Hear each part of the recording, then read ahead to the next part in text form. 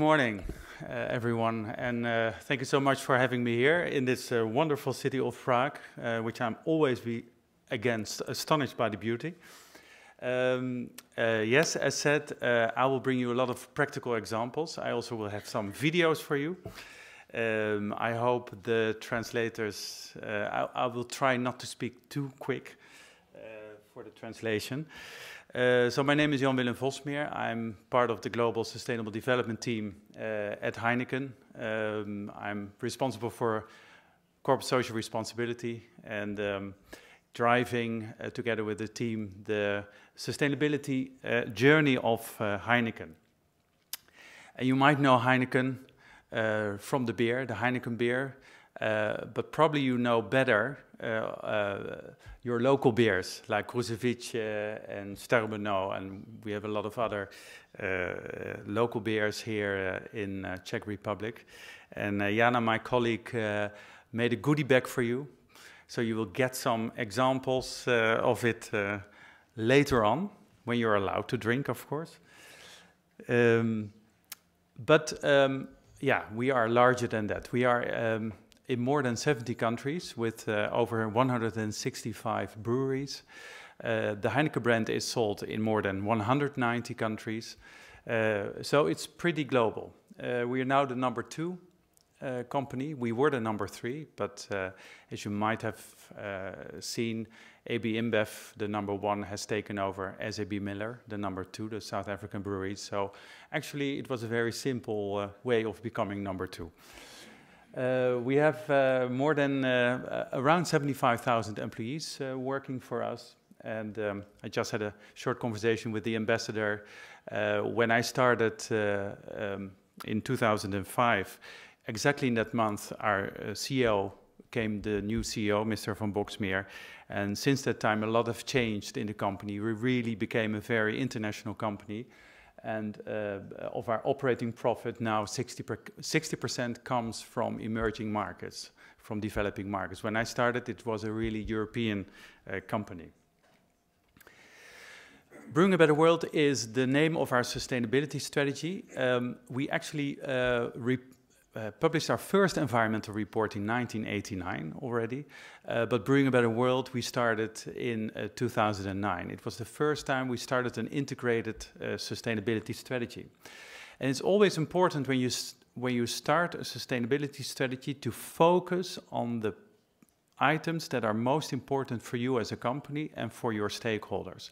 And these are the 6 focus areas for our company. Another thing to underline is that sustainability is part of our business strategy. So we now have 6 priorities, and one of the priorities is sustainability. And the moment it becomes part of your business strategy, the business is starting to take it seriously. Otherwise, it stays a little bit of philanthropy. I want to focus, as you've seen here before, those 6 areas. So for instance, water. 95% of beer is water, so we focus a lot on water. But I would like to stress for today about reducing CO2 emissions. And that is something we are trying to do, reduce CO2 emissions throughout the value chain, from barley to bar, as we say, from agriculture, where we grow the crops, until the point of consumption at consumers. And I want to give you a few examples throughout this value chain. So for instance, the brewing process. We have specific targets for these specific stages in the value chain, how to reduce CO2 emissions. So for instance, in 2020, we committed ourselves to reduce the CO2 emissions by 40% compared to baseline year. And our baseline year is 2008. And we do that to make our business more energy efficient, try to reduce losses. It's a lot of awareness, a lot of training for people in the breweries, optimize equipment, buy new equipment, and important, make renewable energy part of the energy mix. And we do that by buying green electricity, but also to initiate actions on our breweries itself. And this is an example of a big windmill. It's one of 4 windmills we installed on our brewery in Zoeterwoude. And the brewery in Zoeterwoude is the biggest brewery of Europe. So if you start actions like this, you can really make a big impact. Now, I must say, Every time when somebody says that sustainability is simple, don't believe him or her, because it is not. It took us 7 years to actually come from the idea to the installment of these 4 windmills. And hopefully in the future we can accelerate these processes. Another action we do is increasing the amount of solar energy. And of course we have a lot of breweries with big roofs, so these are ideal to put solar panels on it. This is the brewery in Singapore, and we have so many solar panels now that we actually can brew our Tiger beer in Singapore on solar energy. Now that's for the electrical energy, because we also need thermal energy. I will come later to that. But that's why we say in Singapore now that Tiger beer is brewed by the sun. Another interesting idea is biogas. And this is, I don't know if you know what it is. This is in Vietnam, and here you see rice husk. And rice husk was a leftover of rice, which you cannot eat. You cannot do anything with it. And normally people throw it away. And we said, no, give it to us, because actually we can use it to create biogas. And now 4 out of 6 breweries in Vietnam are completely working 100% on biomass because of, for instance, using rice husk. It's a very interesting example of circular economy. Another example, you can even use water to develop biogas. And for instance, this is the wastewater system in Zoeterwoude in the Netherlands. And the sewage sludge from the wastewater generates 6% of the power. Now I want to show you a short video. It's about a brewery in Gus in Austria. And our brewery manager had a dream to make the brewery completely CO2 neutral. I think everyone said you're crazy. It will never happen because it's really very, very difficult. But he insisted. It took him 10 years, but he made it. And I will show you his video. I'm Andreas Werner and I'm the brewmaster of Gus Brewery.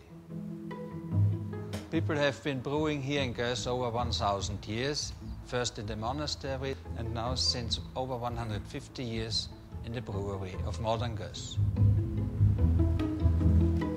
As a brewmaster, I'm responsible for the beer quality, but also for the economic figures and the evolution of the brewery.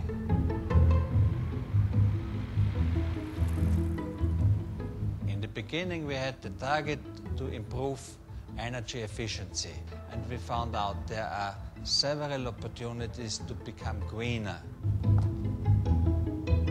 The second big industry in Gus is the sawmill, and this is our partner in delivering thermal energy.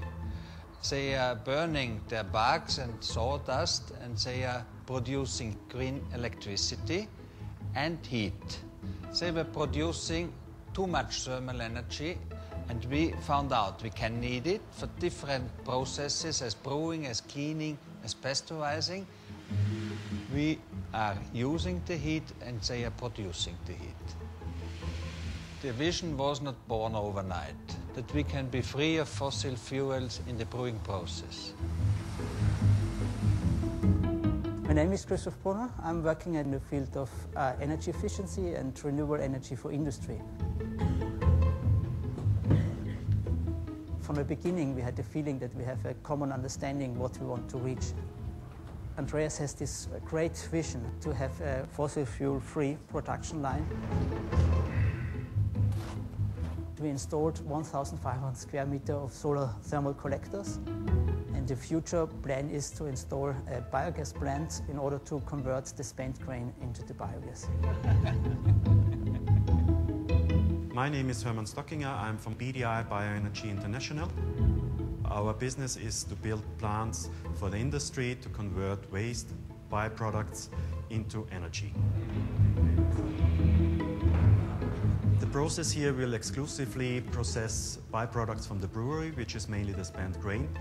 And the outcome of the process will be biogas, which is used for steam production and also for electricity production.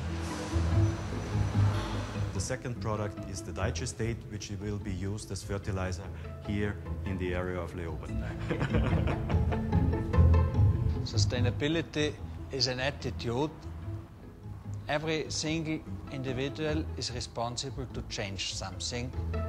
This has to do with responsibility towards the world. To keep history alive, I have to adopt new means and to invent new technologies. We are dreaming of a green future, and I'm very optimistic that it is feasible to be free of fossil fuels in the brewing process.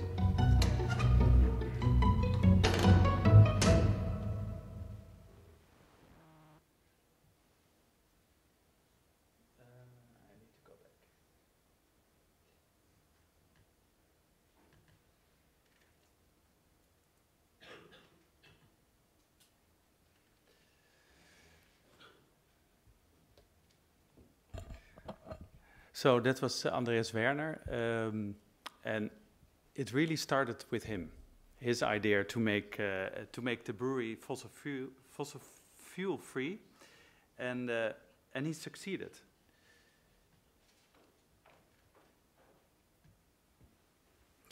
And I think that's an important message, is that you don't need to wait until a CEO says, okay, you need to do it. It can come from the bottom. And actually, a lot of these activities starts from the bottom.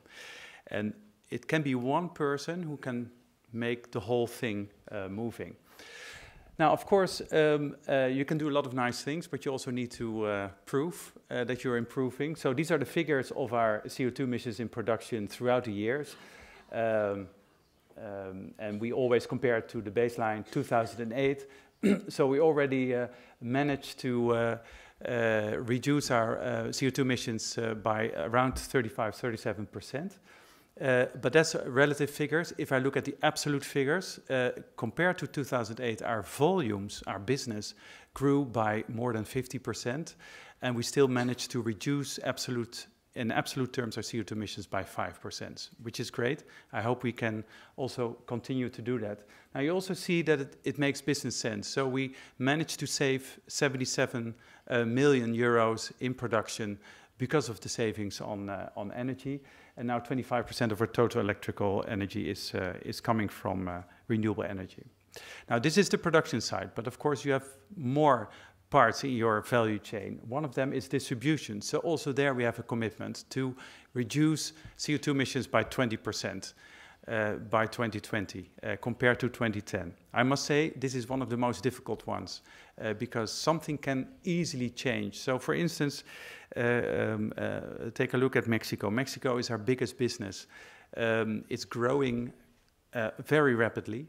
But we don't have enough production yet. So what you see is that you need to have production in several breweries to actually get to the demand in the market. So there's a lot of movement on the road.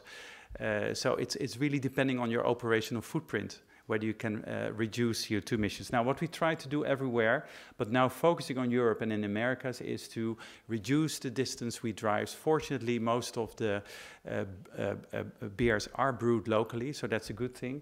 To improve fuel efficiency, to have better, more fuel-efficient cars, switch to rail instead of road. And one of the examples is a very interesting one, also in the Netherlands, is that we have such a big brewery in the Netherlands because we export the beer. So all the Heineken beer consumed in the United States is coming from Zoeterwoude. That's because the Americans want to have imported beer from Europe. That's why it's such a big brewery, but of course we can influence our footprint. So we used to have a lot of truck movements on the road to get all the beer to the Rotterdam harbor. Now what we did is actually, together with partners, we created a harbor very close to the brewery. So there's only small movement by car to that harbor. It's called Alferium, that's what you see here. And then all the beers goes on water to the Rotterdam harbor and also to the Antwerp harbor in Belgium. And because of that, we remove more than 100,000 truck movements per year. It reduces a lot of CO2 emissions. It reduces traffic congestion. So it's a great solution. And also here, like with the windmills, it's not something that we own. We do it in partnership with other partners. So the other partners build it, and we are a customer for the next 10 years. So we give them a guarantee that we are a customer. So that's how you build a business partnership, to reduce CO2 emissions, but also to make a business case for it. Another example is that we introduce electric trucks. I thought they were already there, but apparently it is not the case. It is much easier to make an electric car than an electric truck, especially when it needs to be cooled. So we developed together with partners specific electric trucks to be introduced in Rotterdam and Amsterdam. And we did that in these cities because it's quite difficult, becoming difficult to go into the cities with big trucks to deliver your goods, your beer. And because they are electric, we are actually allowed to we have a larger window of opportunity in time to be in the city to deliver. It's less CO2, it's more environmentally friendly in terms of noise, etc. Look at cooling, that's another one. Quite a big proportion of our CO2 emissions is in cooling, because we need to have our beer cooled in fridges.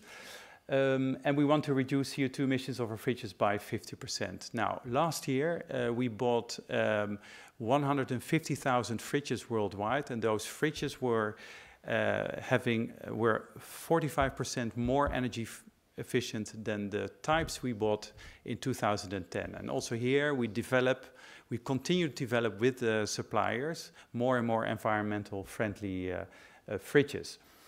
And maybe it's good to show you a short video what exactly we did with those fridges and why they became so energy friendly, and it has a huge impact on our CO2 footprint. I hope this one is working.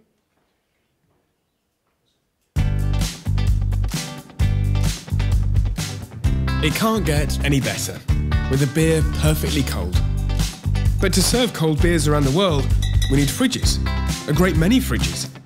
And the problem with fridges is that they use a lot of electricity, which means they produce a lot of CO2 emissions. Of course, there are alternatives, but let's face it, fridges are a necessity to ensure the perfect quality and taste of our beers.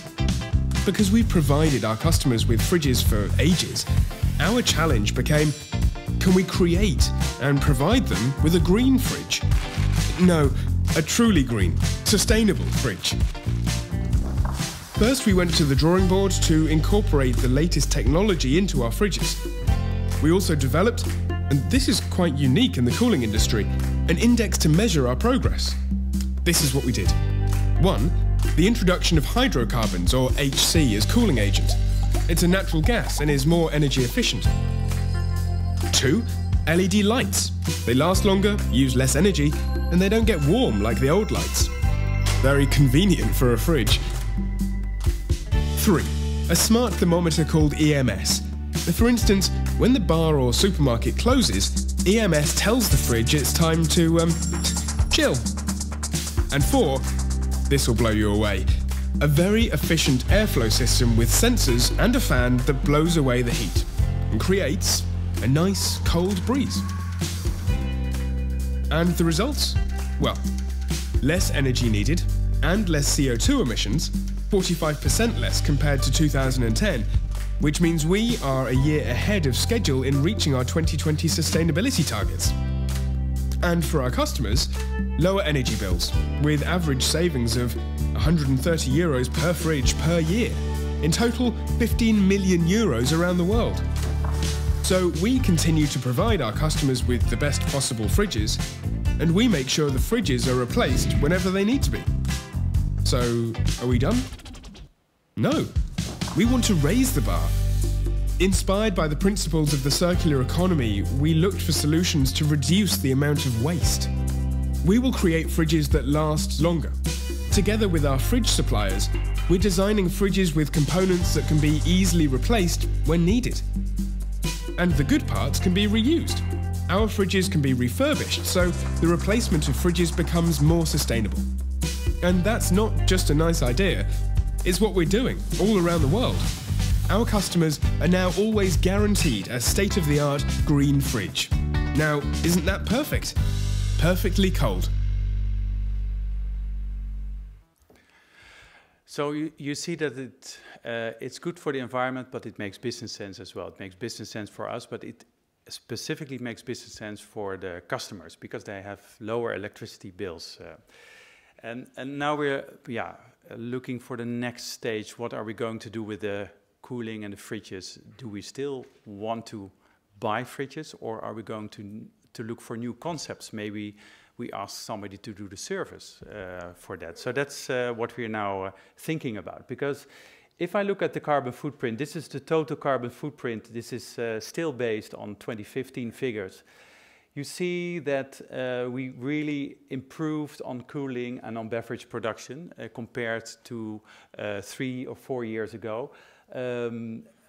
But you see that packaging materials is really coming up. And this is something that we are struggling with because we don't have a target on packaging. We are a marketing company. You can imagine that packaging is so important because it's the first thing you see, but we need to take action on that. So that is a clear case. Another clear case is, and it was already mentioned, that in 2015 we had COP21. It's the first time that so many countries supported an agreement to stop climate warming and to try to keep climate warming limited to 1.5 degrees. An incredibly important agreement. And we need to act on that. Another development was the introduction of the Sustainable Development Goals, which is the successor of the Millennium Development Goals. I think, again, a great opportunity because it is creating a common language between governments and businesses and NGOs and a lot of other stakeholders to address social issues, including climate change. And this is really the challenge we all have, is to come from left to the right in 2050, and all the colors represent certain industries. We are, as a brewer, categorized in the category other industries, and let me see if I can find it. Yeah, that's this one. That's this one. That's only that's Heineken, all the beverage companies, etc., etc. So you can imagine, although we are big and we are a very important, a very famous name, there are a lot of companies who might not be so famous, but have a much bigger impact on CO2 emissions. So don't forget it. Also, please have them included in your conversations. So we need to go to the right, and it will be a huge, huge challenge. It was for us the opportunity, but also the reason to start a tribe in the organization. We called it Drop the C, because we think it's a bit of a Dutch joke. Because if you say drop the C, you drop the C in CO2, what you get is O2, which is air. But also drop the C for us is dropping the sea levels in the Netherlands, which is always a good thing. And drop the C basically is getting all the functions together to think about, okay, how can we further reduce CO2 emissions throughout the value chain? And I think we sometimes need to be transformational and to come up with new and innovative ideas. So one of the ideas, and it's already in place, is, for instance, in agriculture, because there's also a lot of CO2 emissions in agriculture, is that we developed barley seeds that actually cost less CO2 emissions in production because of the way it has been developed. Already talked about brewing. We are now thinking about making targets on CO2 neutrality. Distribution will become more important, and packaging is the biggest challenge. So one example to make a big step change, and this is, for instance, for the brewery in Zoeterwoude. 30% of our energy intake is electricity, 70% for the brewery is thermal energy. It's very difficult to get a renewable source for that.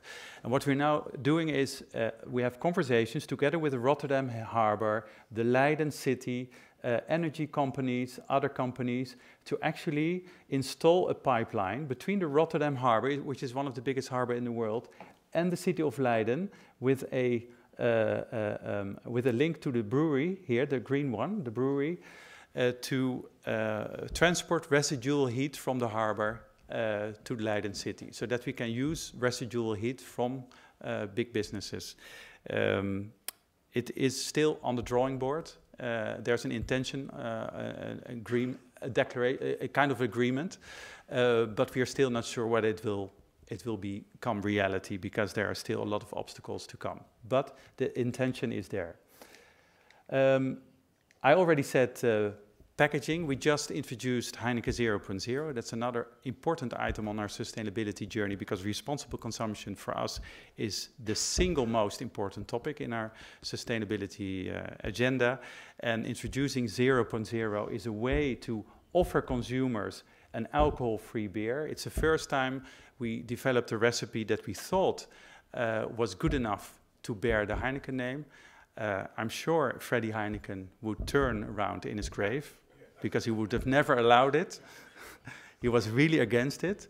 But times have changed. The brewers have found new recipes. The consumers are more open for alcohol-free beer and for a more healthy and balanced lifestyle. And we are there to act on it, because if you don't act on it, you will not exist in the next 25 or 30 or 50 years. But the packaging part is really the challenge now for CO2 emissions.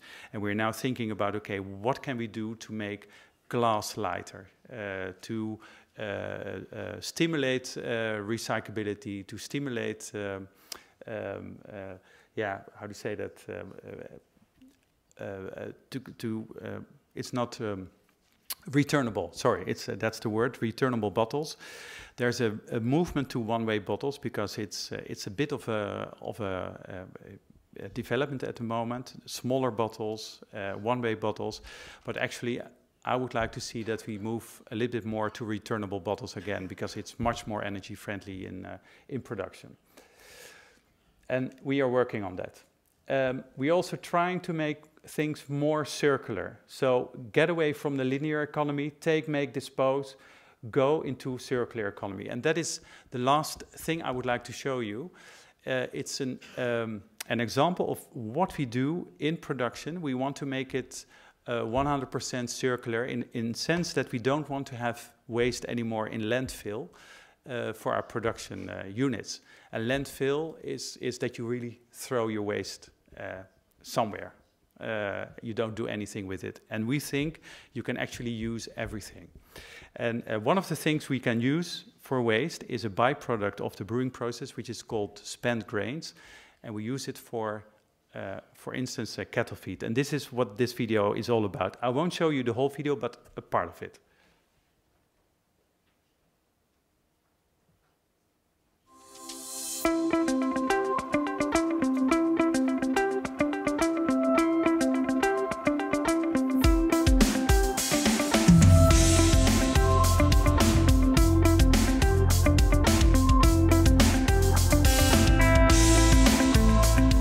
Beer is made of water, malted barley, hops and yeast.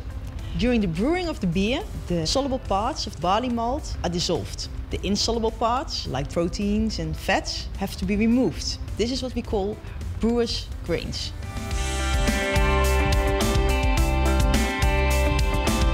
En effet, les drèches ne sont pas un déchet, mais un coproduit.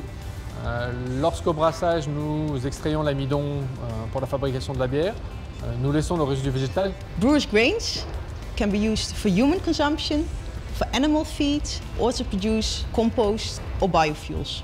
In most countries, the brewer's grains are sold to feed companies. They collect the brewer's grains and distribute it to the farmers, and often they also give training to the farmers. Les drèches de brasserie sont très intéressantes pour les agriculteurs car c'est un apport en protéines, c'est une disponibilité, c'est une proximité du fournisseur par rapport à l'utilisateur final. La masilla se mezcla con maíz, con forraje y bases minerales y algún subproducto de galleta. Sacamos a diario y alrededor de 600 toneladas por semana. Diariamente sacamos alrededor de 8.500 cabezas de reses y unos 1.000 borregos.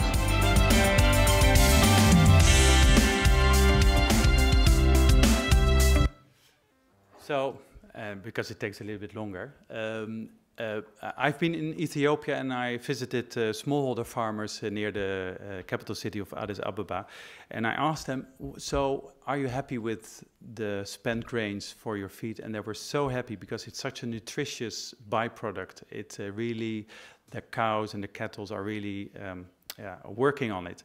And they also asked me, okay, can you please ask the brewery manager not to increase the prices because we really love it. And we would not increase the prices because we will always sell it below the market price for cattle feed. But it's an interesting business model because you don't throw away your product. You earn some money, you get some money. It's still below market level, so communities profit from it. Cattle and also other stakeholders profit from it.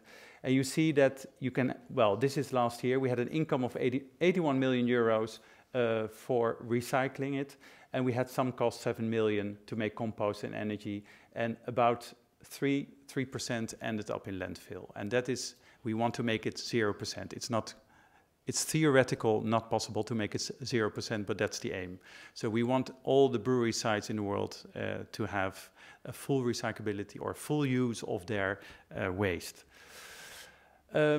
And you cannot do it alone. We are going to work together with suppliers more and more. I think we are a little bit in the end stage of doing things on our own. We need to work together with suppliers. We need to integrate sustainability into the innovation process. We are now making rules that all products that are being innovated and introduced or developed in Heineken needs to have a sustainability component in it, and that we need to have a decision on a yes or no go on whether it reduces CO2 emissions or not. And another trend I see is that we use our brands to communicate about sustainability in two ways. First, to talk more about what we are doing behind the screens on making our business more sustainable. It's about reducing CO2 emission, reducing water consumption, making it safer, source sustainably. But also we use more and more our brands to address social topics in society. One of the examples is, for instance, the left one. It's a campaign that is now running in Mexico. It's for Tecate. Tecate is our biggest brand in Mexico. A very macho, male-dominated brand. The brand team said, we think it's old-fashioned. We need to change. We need to change our brand positioning. And the brand team also said, we want to address a social topic. And they came up with the idea to address the social topic of domestic violence against women. And they already developed a campaign. And then my corporate affairs colleague says, wait a minute, because before you start doing that, we want to be sure that it is linked to your brand identity, but also is being supported by local NGOs, that we really can make a difference. So they worked together with local NGOs specialized on this topic, and they redeveloped a little bit the campaign and jointly introduced the campaign against domestic violence. I don't have the commercial here, unfortunately, because it's not really on this topic, but it is one of the ways, and you will see it more and more, that brands will address social topics or environmental topics because they have the power to reach a big audience, to reach a big fan base. So I would say we are in the middle of a transition from corporate social responsibility to sustainable business, and that is the way to go. If you can make your business sustainable, you will be able to do that for the long term and not be dependent anymore of a CEO who wants to do this or that, but make your business sustainable. That's the way to go. Thank you so much for your attention.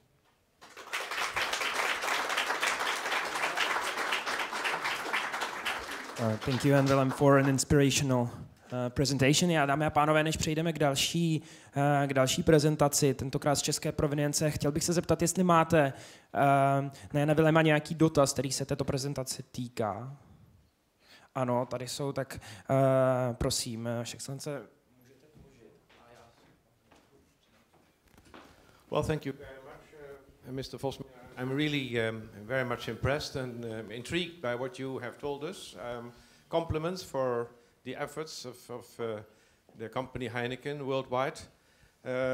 May I ask you, as far as the Czech Republic is concerned, is it possible for you to tell us a little bit about the sustainability efforts in the Czech Republic? That's my first question. Yeah. And if you allow me for a second question, we have seen that there's a lot of savings to be realized through sustainability. But on the other hand, there's also costs. Of course, there's cost of investment, of research, development. Is it possible, I imagine this is very difficult, but is it possible, is there any statistical idea already as to how the savings outbalance the investment costs or the other way around? Thank you. Yeah. For the Czech Republic, I of course need to look at Jana, my colleague, who knows better. I don't know where she is. What I do know is, that actually Czech Republic is one of our companies that are operating very well on sustainability. If I look at the energy figures, if I look at the CO2 emissions, if I look at the water figures, they're outperforming other breweries. So they're all above average in the positive sense of the word. I also think, Jana, but please correct me if I'm wrong, you're in the process of also introducing and integrating sustainability in your brands, brand identity, I think, with the BSR. But maybe you can, please come forward, huh? Maybe you can tell a little bit. Prosím, pojďte k nám. Now your time. Pomoct. Your finest hour. You can do it in your own language.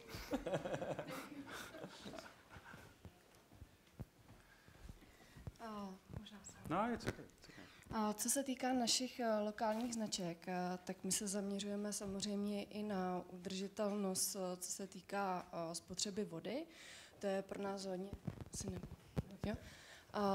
nás hodně důležitý téma, protože kdybyste srovnávali jiný pivovary tady u nás, menší pivovary, tak standardní spotřeba vody na hektolitr piva je přibližně okolo 10 hektolitrů. My například v pivovaru Starobrno dosahujeme velmi dobrých výsledků a my tam máme spotřebu vody 2,7 hektolitrů vody na hektolitr piva, což jsou úžasné výsledky a určitě voda pro nás je jedna z důležitých částí.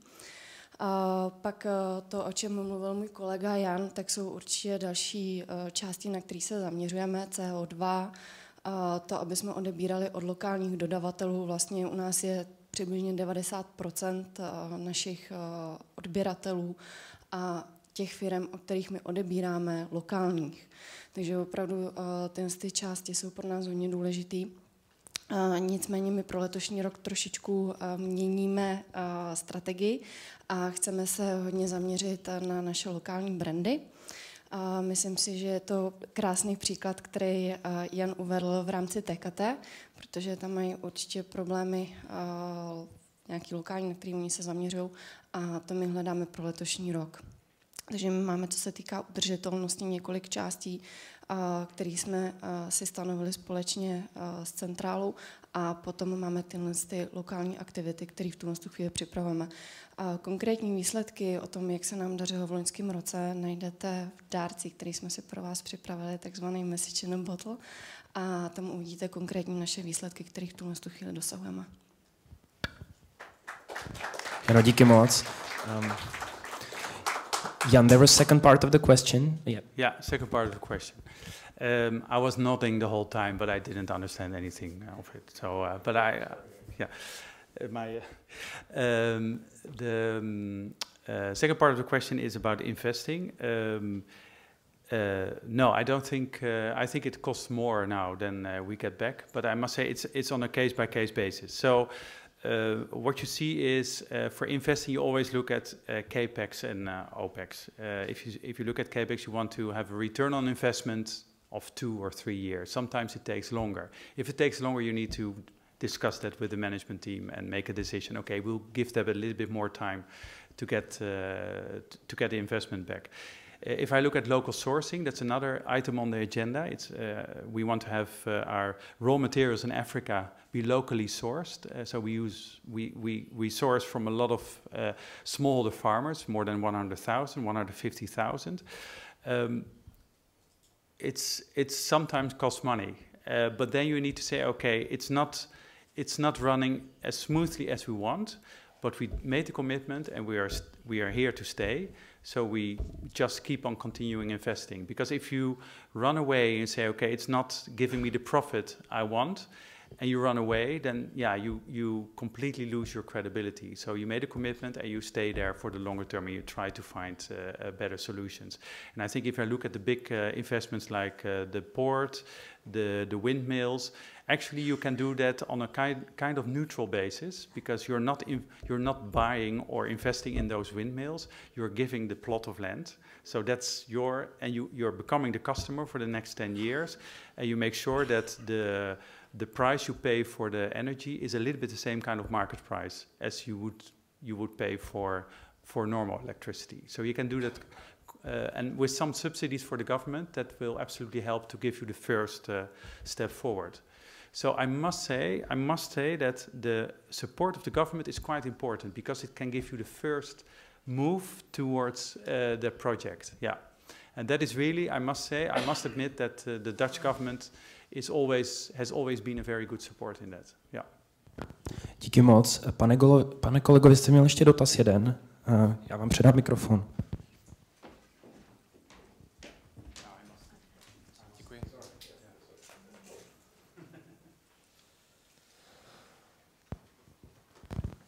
Tak já se teda tím pádem zeptám česky, děkuji. A Jane, Jakub Černohorský, Úřad vlády. Chtěl bych se zeptat, jestli vidíte rozdíly mezi implementací ekologických opatření ve východních a západních zemích. Děkuji.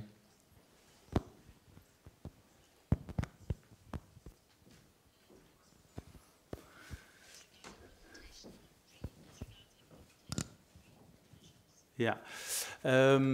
That's a good question. Of course, I don't know the details of each and every country, but what I do see is that from a Heineken point of view, because of course our specialists also would like to introduce renewable energy projects in the eastern part of Europe, it is for them more hard to get feet on the ground and to start renewable projects, because you need to have that support and subsidies from the government.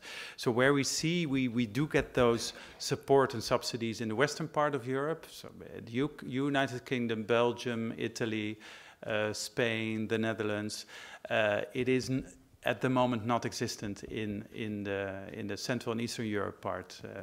And so it would be great if there would become more stimulation and more movement there, because I think we could do great things if we could work together. Yeah. Dobře, ještě jednou díky moc, Jane, za prezentaci a za vaše dotazy. My budeme mít možnost ještě se doptat nebo se o tom popovídat po prezentacích v prvním panelu.